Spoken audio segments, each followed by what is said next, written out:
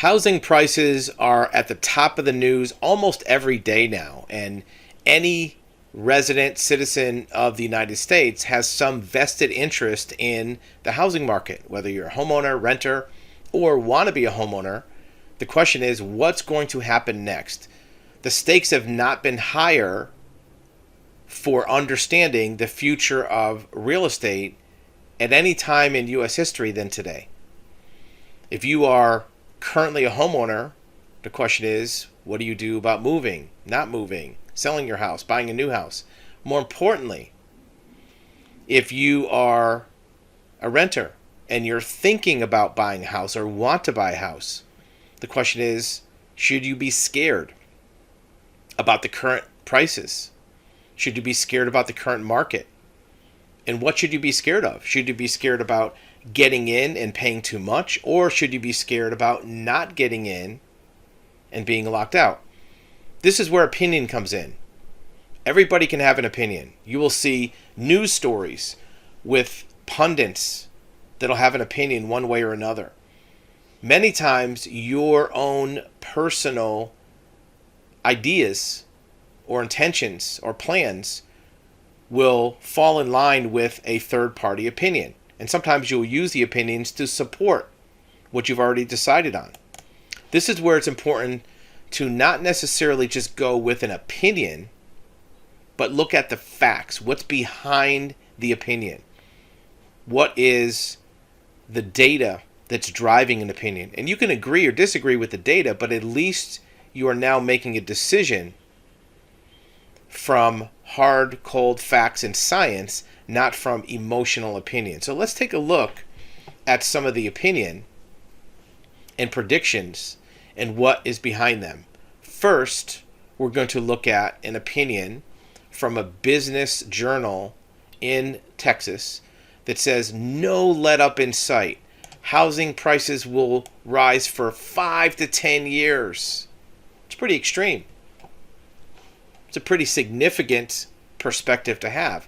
But why is this person saying that, and who is this person? Well, this person is a managing director of ETF Advisors. They're an investment company. And their prediction is based on supply and demand. And we'll talk about that in another source momentarily. They're looking at how many people need to buy a house. Not many people want to buy a house, or maybe, could buy a house. Look, houses are not like buying, a shirt on Amazon. It's something that's a necessity. It's a roof over your head. So the demand is pretty easy to measure. How many people are there that need a house? And then how many houses are there? You can measure that pretty straightforward. So let's look at that in more detail. Well, the provocative headline here is, will the middle class survive a housing shortage? And they're saying it's nationwide, not just regional. And what is the data? What are the facts behind this ominous premonition? Well, here it is right here. Right after going through a bunch of stories of people that had a tough time getting a house, the data is buried in paragraph 6. Home shortage of 6 million. Housing shortage occurred only in certain regions, but underbuilding is in every part of the country. The report from national sources says that there is a shortfall of between 5.5 and 7 million houses. That's how many homes are needed to fulfill the current market for people that need a house. Despite an average of 1.5 million new housing starts, you might think, well, just take 1.5 divided by 6, that's 4 years. Well, not really, because most of those houses being built are fulfilling new demand for houses, not existing demand. New construction alone would need to accelerate to a pace that is well above the current trend to more than 2 million housing units per year to close the gap. Here's the kicker.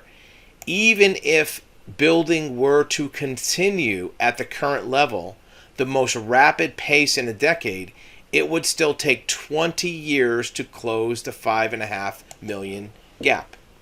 And that's at the low end. And that's 20 years. So there's your math on what's happening with the market. Let's see what else there is to look at. In support of that same math is housing market experts forecast limited inventory high prices through 2024. Well, that sounds like an understatement. If the last article said it takes 10 years to catch up, 2024, that's only 2 years away. It says the rapid acceleration might slow, but low supply will still put demand up. Who says this? Who's behind this opinion?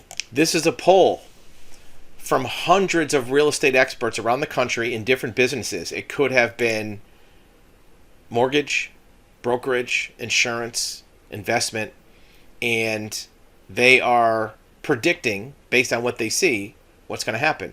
And here's the data that goes behind that. Here's the percentage of respondents, how many think when inventory is going to return to that monthly average. 4% said this year, a third said next year, and then after that, everything was 24, 25, even 2026 is higher than this year. So there's your data for that perspective. What is the psychology behind buyers of real estate? Well, here's an example. This person said they bought a home and it created long-term financial stability in a number of ways. And it talks about the ways that it creates stability. It changes your financial perspective. It changes your time horizon. It adds equity to your net worth. Most people's net worth comes from savings unless they buy a house, and then the home equity dramatically increases your personal net worth. Renting isn't cheaper, and it isn't.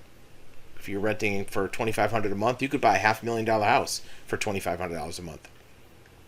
It adds to your credit.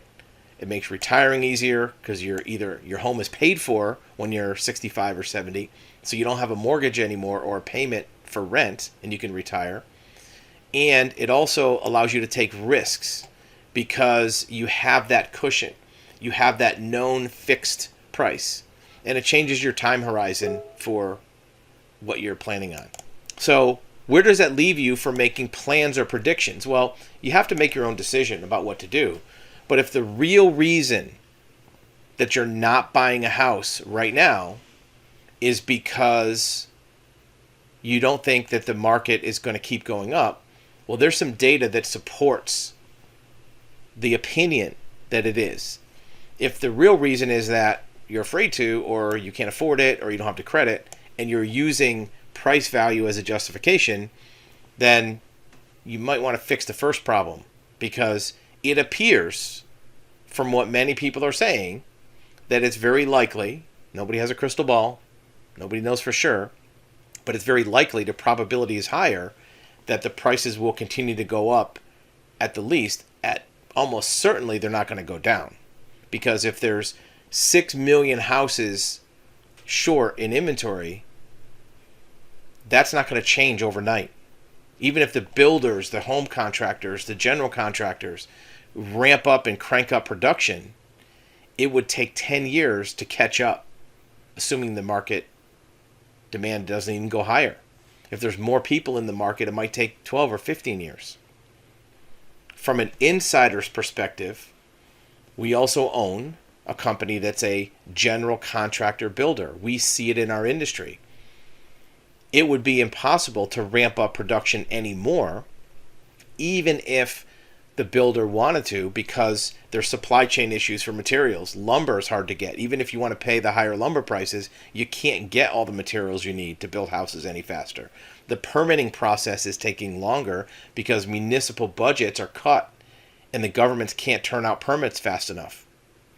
Labor is in short supply because there's not enough people who are skilled trades to actually build the houses. So even if builders wanted to accelerate, turn on the tap and crank out houses, it would be impossible to do. So that wishful thinking in the article that said, well, builders could ramp up production and get it done in 10 years, that's probably not going to happen. It's probably going to stay at the current level, building 1.5, 1.6 million houses a year, and maybe take 10 years to get caught up on the house inventory. Do you want to wait 10 years to buy a house? Look, in 10 years, you could be a third of the way into a 30-year mortgage, paying off your house. And your home might double in 10 years. Look, a 5 or 6% increase in home values turns out to be a double in 10 years. A double of value in 10 years. So if you buy a house today, if the rate of increase of appreciation of inflation of houses goes up 5% a year for the next 10 years, that house will be double. So if you're waiting for the market to catch up so that the prices go down, in that 10 years you're waiting, the prices are going to double anyway, even if it's 5 or 6%. And 5 or 6% appreciation on a house is what happened before this high demand kicked in. So it might be 10% a year, 15% a year. It was 20% last year. Look, we don't have a stake in the opinion. We don't sell houses. We're not brokers. We're not realtors. It doesn't matter if you buy or sell a house. We're just trying to point out the facts behind one particular opinion that the market's probably going to keep going up. It's a tough pill to swallow if 3 years ago or 2 years ago you decided, well, the price went up, let's wait. And now it went up even more. It's almost like you missed out on that bump up, so you might want to wait even longer. It doesn't matter what happened in the last 2 years. It matters what happens from this day forward. And if it's likely that it's going to keep going up, make the decision accordingly. If you don't think that, or you don't see the numbers the same way or see the math, that's fine. You can make a different decision. But you have to go by probability. What if you went to a casino and the blackjack table said, look, you have an 80%, we'll give you a 90% odds of winning, versus the current odds, or a slot machine was 80% odds of winning versus 2% odds, whatever they are. It would change your opinion. And these are odds that have a much more significant effect on your life, especially if you could buy a house and have a cheaper payment every month than your mortgage anyway. If it's a win-win.